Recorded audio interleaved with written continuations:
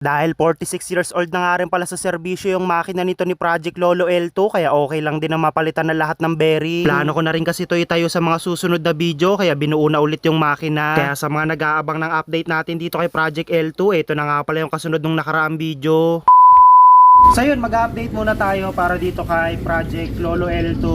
So dumating na nga pala tong pina-vapor blast natin na crankshell niya. Ayan, so pinaganto nga pala natin to para hindi na dumungis, para hindi na bumalik sa dati niyang itsura. Kung mapapansin niyo yung itsura nito dati, napakalala ngayon. Ayan na. So napaka-solid, di ba? Halos naging itsurang bago talaga tong tong crankshell niya, tong buong makina. Ayan, tapos ito yung kabyak. Naka plastic wrap para hindi madumihan. Ayan, ayan yung makina natin. Talagang malinis, panloob hanggang panlabas, napaka-solid, suabing-suabe.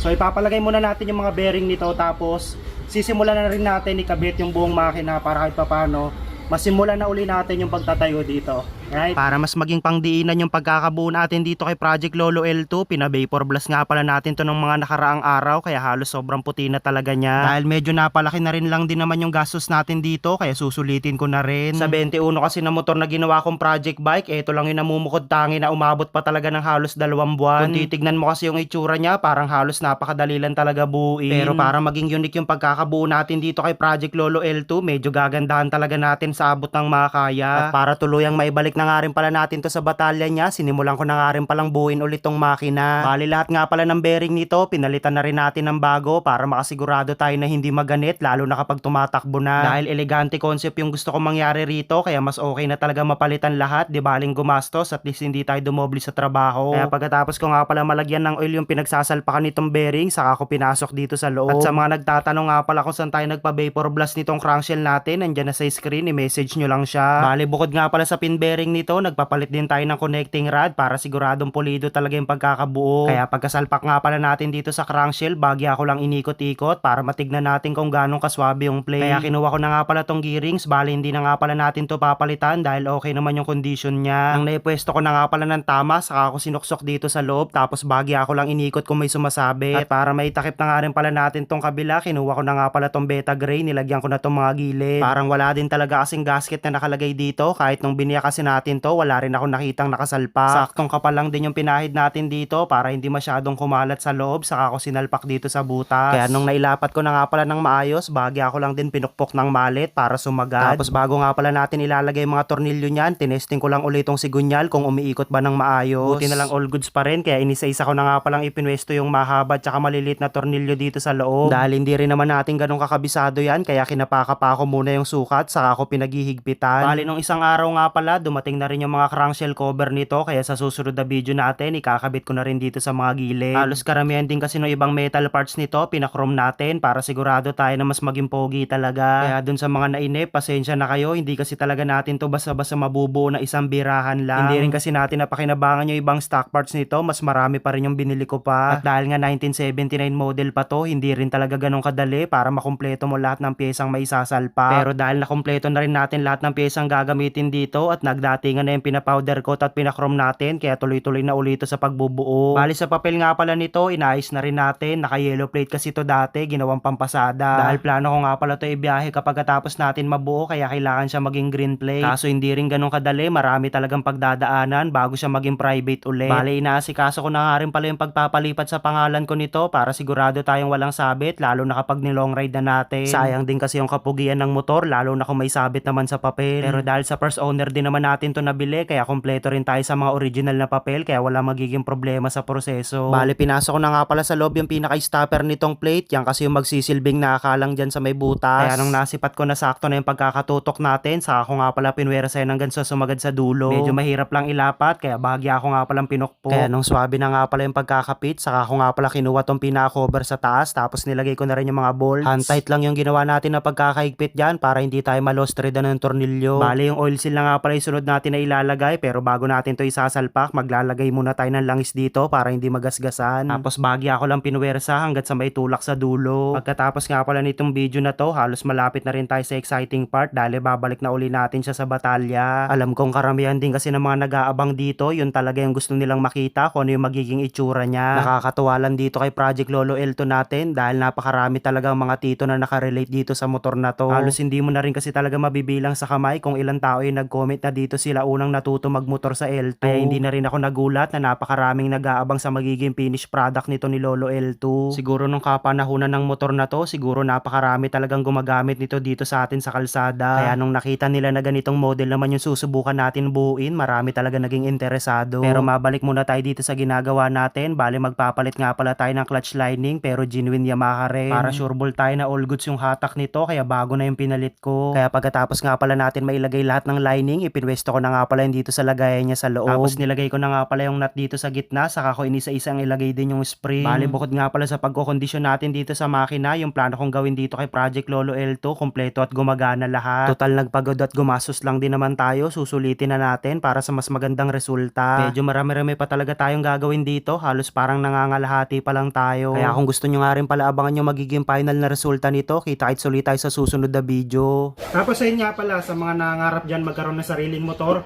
kung wala kang ipon, check mo lang dito sa baba, may sorpresa tayo. Right?